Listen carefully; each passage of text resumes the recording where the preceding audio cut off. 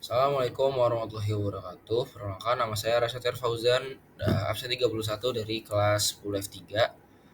Pada pembahasan hari ini saya akan membahas mengenai hidrolisis garam dan tokoh biologi yang mempengaruhi dunia.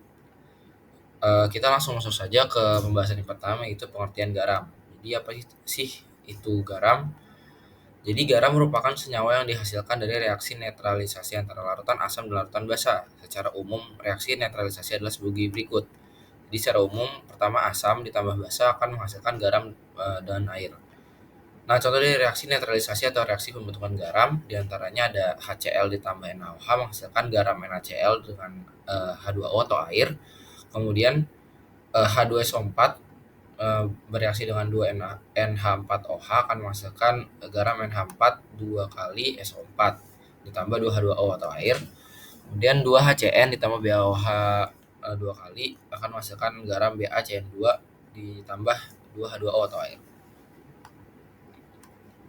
Nah, garam dapat terbentuk dari 4 reaksi kimia, diantaranya sebagai berikut. Pertama, garam dari asam kuat dan basa kuat, maka garamnya bersifat netral atau pH 7, misalnya NaCl, KCl, K2SO4, dan CaNO3 2 kali.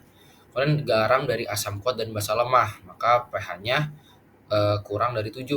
Contohnya ZnClO4 2 kali, NH4Cl, AlCl3, FeNO3 2 kali.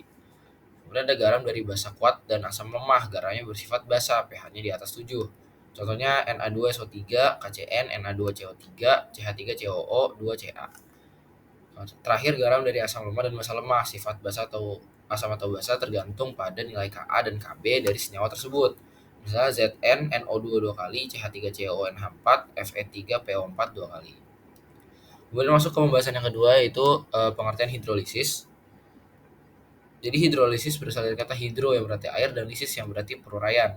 Sehingga definisi hidrolisis garam adalah reaksi peruraian yang terjadi antara kation dan anion garam dengan air dalam suatu larutan.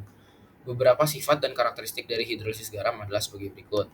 Pertama, menghasilkan asam dan basa membentuk garam. Kemudian kation dan anion dari asam kuat basa kuat dari asam basa kuat tidak dapat terhidrolisis karena terionisasi sempurna. Garam tidak terhidrolisis jika tidak ada kation maupun anion yang bereaksi. Garam terhidrolisis sebagian jika salah satu kation atau anion bereaksi. Garam terhidrolisis sempurna jika kation dan anion bereaksi. Kemudian masuk ke reaksi hidrolisis. Ada 3 reaksi yang terjadi pada hidrolisis garam. Pertama ada hidrolisis sempurna, hidrolisis sebagian, dan tidak terhidrolisis. Hidrolisis sempurna terjadi dari senyawa asam lemah dan basa lemah. Jadi dua-duanya sama-sama lemah. Hidrolisis sebagian terjadi dari senyawa basa kuat dan asam lemah. Reaksi yang tidak terhidrolisis terjadi dari asam kuat dan basa kuat. Nah, si hidrolisis sebagian juga bisa dari asam kuat atau basa lemah. Jadi salah satunya kuat, salah satunya lemah. Contoh dari reaksi hidrolisis garam tersebut adalah sebagai berikut. Pertama, contoh reaksi hidrolisis garam sebagian, jadi hanya salah satu yang kuat. Misalnya ini NaCH3COO itu dibentuk dari Na+, di mana Na itu ion kuat dan CH3COO- ion lemah. Yang mana CH3COO- apabila dilarutkan dengan air, maka akan menghasilkan OH-. Kemudian ada reaksi hidrolisis garam sempurna di mana dua-duanya sama-sama ion lemah. Misalnya ini CH3CONH3, itu tersusun dari ion CH3COO-, ion lemah, dan NH4+, ion lemah juga.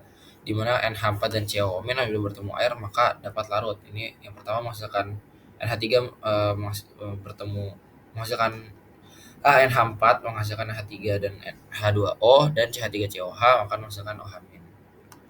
Nah, sifat garam pada hidrolisis sempurna itu bergantung nilai Ka dan Kb.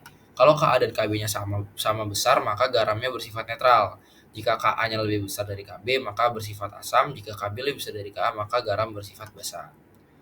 Kemudian kita akan masuk ke pembahasan tentang menghitung pH dari hidrolisis garam. Nah, pertama kita masuk penghitungan pH dari hidrolisis parsial atau sebagian, jadi hanya salah satu yang kuat, satunya lemah. Nah, cara menghitung pH garam tersebut adalah sebagai berikut. Apabila si ion kuatnya adalah ion asam, maka yang dicari adalah konsentrasi H+, di mana rumusnya adalah akar dari Kw atau tetapan hidrolisis dikali konsentrasi garam dibagi Kb atau tetapan basa. Nah, apabila nilai garam dari basa kuat dan asam lemah, maka pH-nya kan basa di atas 7, maka garamnya juga bersifat basa. Maka yang dicari bukan H+, melainkan OH-, di mana rumus konsentrasi OH- adalah akar dari Kw atau tetapan hidrolisis dikali konsentrasi garam dibagi Ka atau konsentrasi atau tetapan asam. Kemudian kita masuk ke penghitungan pH dari hidrolisis total. Pertama, ada hidrolisis total itu kan berarti garamnya terbentuk dari asam lemah dan basa lemah. Sifat garamnya tergantung pada nilai tetapan masing-masing. Jika Ka sama besar dengan Kb, maka garamnya bersifat netral, berarti pH-nya 7. Nah, misalnya Ka lebih besar dari Kb, maka garamnya bersifat asam, pH lebih kecil dari 7. Maka yang dicari adalah konsentrasi H+. Rumusnya adalah akar Kw dikali Ka per Kb. Atau akar dari tetapan hidrolisis dikali tetapan asam per tetapan basa. Kalau Kb lebih besar dari Ka, maka garamnya bersifat basa, pH-nya di atas 7. Maka yang dicari adalah OH-. Rumus dari konsentrasi OH- adalah akar Kw dikali Kb per Ka. Kemudian materi yang terakhir adalah tokoh-tokoh biologi yang penemuannya itu berjasa di dunia. Yang pertama ada William Harvey. William Harvey, ilmuwan kelahiran Folkestone, Inggris, yang dikenal sebagai dokter sekaligus ahli embriologi dan ahli fisiologi. William Harvey adalah ilmuwan pertama yang berani mempertanyakan kepercayaan tentang jantung dan peredarannya. Dilansir American Heart Association, ia menunjukkan model sirkulasi darah yang benar, menjelaskan peran katup dan jantung, mekanisme pertukaran darah beroksigen, hingga proses tubuh memompa darah. Mengutip history biografi, pandangannya kontras dengan konsep ortodoks bahwa darah terus-menerus diproduksi di hati. Di tahun 1628, William Harvey menerbitkan mahakaryanya yang berjudul De Motu Cordis atau Anatomical Studies on the Motion of the Heart and Blood in Animals sebagai judul dari bahasa Inggris. Pengetahuannya bersumber dari pengamatan terhadap hewan yang dibedah hidup-hidup atau living dissections. Yang tokoh kedua adalah Jean Baptiste Lamarck. Bergeser ke Jean Baptiste Lamarck, seorang ahli biologi atau naturalis dan akademisi yang dulunya adalah tentara. Awalnya di tahun 1778 ia menerbitkan Flore Francaise, buku untuk membantu mengidentifikasi spesies yang berbeda berdasarkan karakteristik yang kontras.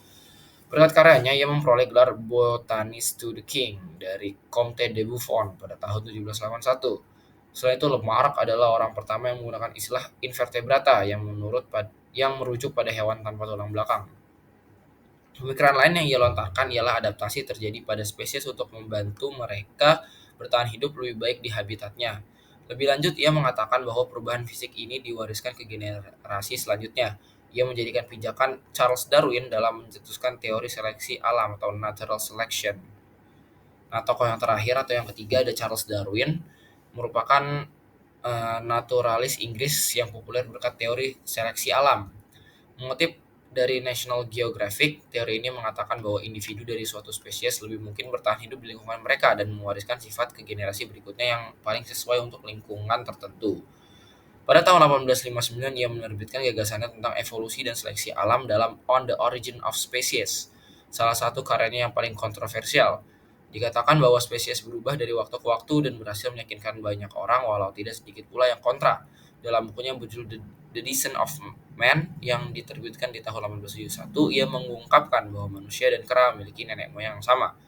Ia tidak mengatakan manusia berevolusi secara langsung dari kera, melainkan menegaskan bahwa kehidupan yang sederhana berevolusi menjadi lebih kompleks melalui berbagai mutasi genetik.